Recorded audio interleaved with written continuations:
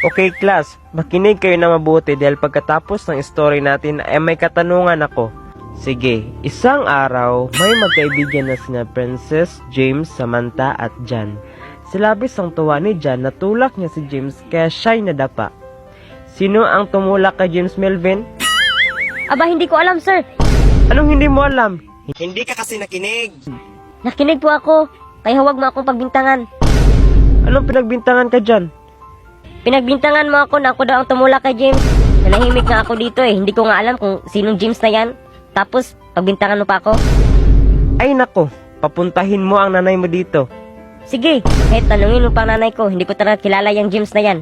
Nay, pinapunta ka sa school dahil sino daw tumulak kay James. Hindi ko nga kilala yan eh, tapos tinanong pa ako na aking guro na sino daw nagtulak kay James. Aba, matitikman talaga ng guro ang hinahanap niya. Sir, ano itong binibintang niyo sa aking anak na tinulak daw niya si James? Una sa lahat, mabait ang anak ko. At hindi yun ang away sa klase niya. Kaya bakit mo pinagbintangan ng anak ko? Kalma ka muna, misis. Kakalma pa ba ako na anak ko ang pinagbintangan niyo? At sino ba yung James ang titulak ng anak ko? Bago ba yung estudyante mo? Misis, Ano misis ka dyan? Sagutin mo ako. ganito kasi yon. Huwag ka na magsalita. Pabarangay kita. Tandaan mo yan. Hoy anak, ibenta mo nga tong Graham na to sa mga kilala mo kasi kailangan natin ng pera. Hipit tayo ngayon, wala na tayong makain anak. Sige na anak, ibenta mo na to. Ito oh. Opo mama. Ibenta ko kaya to sa crush ko, baka sakaling ako yung imay niya. Hoy anak, kilig-kilig ka pa dyan, ibenta mo na yan. Ang landi-landi mo. Ito na po mama, alis na po ako para ibenta to. A few moments later. Sa wakas, nandito na ako sa bahay ng crush ko. Tao po. Tao po. Magandang dilag, puso ko yung nabiha. Ano yon? Ano mas gusto mo? Graham o ako? Siyempre gusto ko yung Graham kaysa sa'yo. Ayoko nga sa'yo. Yak. Ew. Sabi mo yan ha. Dahil dyan, bibili mo tong Graham namin kasi nagbi-business kasi kami. Ano? Ayoko nga bumili niyan. Yak. Bawal i-cancel. Naka-record yung sinabi mo. Gusto ko yung Graham kaysa sa'yo. Ayoko. Ay, salamat. Tapos na module ko. Mag-tiktok muna ako. Isang tao binitay ang kanyang sarili sa punong kahoy. Ala, si Baki kong tuwa. Baby, cause it bash-bash. Inaalis ng aking bash-bash. Kailangan tumalaman ni Wilvin. Baby, cause it bash-bash. Wilvin, si Baki kong. Nagpakamatay siya. Huwag kang mag-disturbo dyan. Ang galing ng sayaw, oh. Baby ko si Pash Pash. Totoo nga, ito balita, oh. Tawagan ko nga siya. Hello, Melvin. Napatawag ka. Asan po si Baki kong tita? Ah, si Baki kong. Nagpahinga na siya. Nagpahinga lang pala eh. Saan siya nagpahinga, tita? Nasa mataas na puno, nakabitay. Ay, ang ganda dyan pahingahan. Ano, nakabitay? Anak, tara papunta tayo sa bahay ng kumari ko. Opo, mama. Huwag mo siyang pasabihan ng pangit, ha? At huwag mo rin siyang hawakan, kundi mamamatay ka. Talaga ba, Nay? Nakatakot naman. Tao po, Mare. Mare, nandito ka ba? Hi, Mare. Mare, ang ganda ko, di ba? Lah, yan bang kumari mo, mama? Bakit sobrang pangit?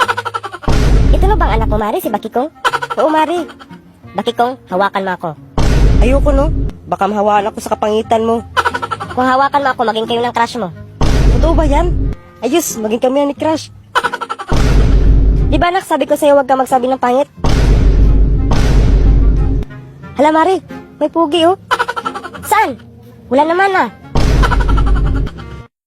Sige, magsimula na tayo. Ano ang English ng bahay? Ikaw, Bakikong.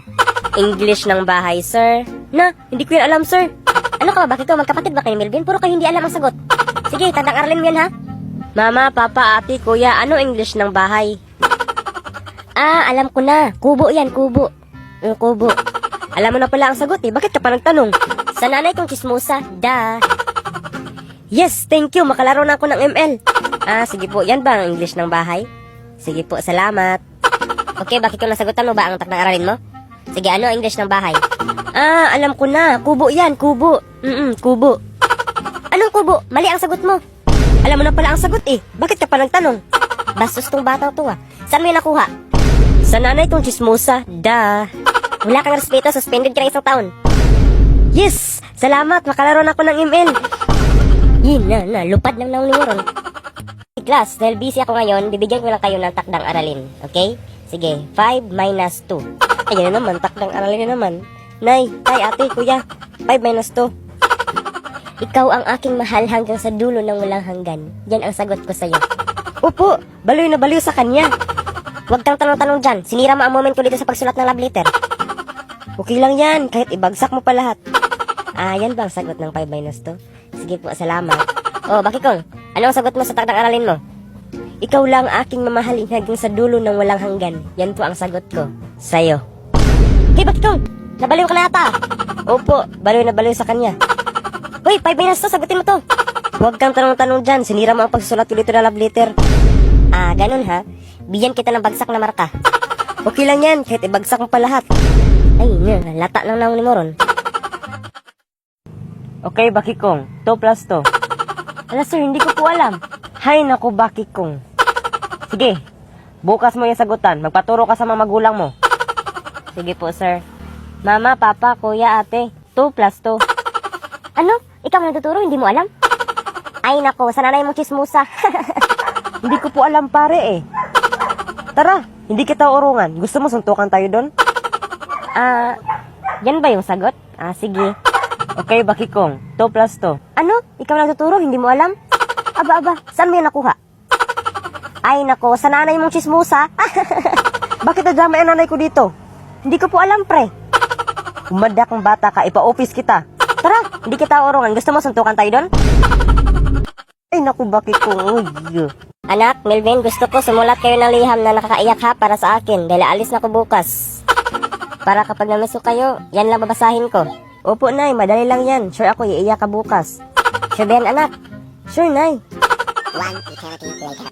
Nay, bago ka po alis, may sulat pa ako para sa'yo. Sure ako, Nay, iiyak ka sa sulat ko. Talaga ba, anak? Sige nga, nakaiyak ba ang sulat mo? Makinig ka na mabuti, Nay, ha? Opo, anak, makikinig ako. Mahal kong ina, una sa lahat, mahal kita. Nagpasalamat ako na hindi kita kamukha dahil mukha kang palaka. Aba, bakit ganyan ang sulat mo, anak? Dahil palagi mo akong pinagpagalitan, inuutusan, hinampas ng silhig, at hindi ka kagandahan sa buong mundo. At nabalitaan kung nakabit ka lang daw ng tatay ko. Maraming salamat. Aray, anak, masakit ha? Uy, napaiyak ko si nanay. Nakatouch ba, Nay? Ano nakatouch ka dyan? Bakit pa ganyan ang sulat mo? Sabi mo nakakaiyak. Nakaiyak na yun, no? Uluro ng tanim. Bakit ngayon ka lang, Moana? Saan ka galing? Nagpunta ako sa London, Mami, dahil gusto kong ubusin ang pera ko, pero hindi pa rin naubos. Ano? Hindi pa rin naubos? Ginawa ko na lahat-lahat, Mami. Binigyan ko na ng pera ang mga bata sa school at pati ang guro, pero hindi pa rin naubos. Bukas, madagdagan naman yan. Mami, pwede bang huwag mo na akong bigyan? Kasi stress na ako kung paano ko to abusin. Kung stress ka na, Moana, mas stress ako kasi araw-araw may dumating na pera sa akin. What if pupunta tayo sa Mars, Senyora? Doon na tayo titira. Oo nga, no? Sa Mars tayo. Pupunta tayo ng Mars. Moana, sa Mars ka mag-aaral. Ita-transfer kita. Bakikong, ihanda mo ang jet plane. Senyora, ready na ang jet plane mo. Okay, class. Gate 1 per sheet of paper. Spelling tayo. Okay? Oh, Moana, bakit ngayon ka lang? Saan ka galing? Nagpunta ako sa Disneyland, teacher. Bakit? Anong ginawa mo sa Disneyland? Nag-recess lang ako sa Disneyland, teacher. Bakit doon ka pa nag-recess sa Disneyland? Gusto kasi ni Mami, teacher, na ubusin ko ang pera ko. Kaya nagpunta ko sa Disneyland. Okay, take your seat, Moana. Gate 1 per sheet of paper. Kasi mag-spelling tayo. Nakauwi ka na palang bata ka. Senyora, balita ko, magiging first owner daw si Moana. Of course, bakit ko? Anak ko yan eh. Okay, class. Please pass your paper now. Dahil time na. Bilis. Bakit ko? Coffee, please. Ito na, Senyora, ang coffee mo. Hindi pa ako tapos sa'yo, Moana. Hindi pa ako nakabayad ng utang. Kaya, humanda ka. Hinapin kita ulit.